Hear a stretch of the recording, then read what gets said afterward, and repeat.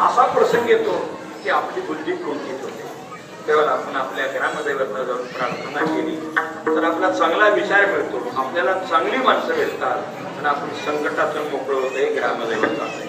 आणि कधी कधी आपण यशस्वी झालो तर त्या यशासाठी म्हणून आपण आपल्या ग्रामदैवताला येऊन काय करत असतो, वंदन करतो, साखर ठेवतो, पेढे ठेवतो.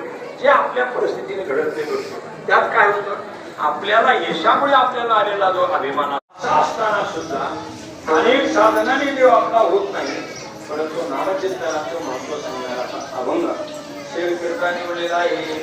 महाराज पाहता गवळी पाहता म्हणजे तसा विचार केला तर गवळीची गुर राहणार, परंतु देवादिदेव त्यांची उष्ट खातो, काय त्यांची उष्टावळी तसा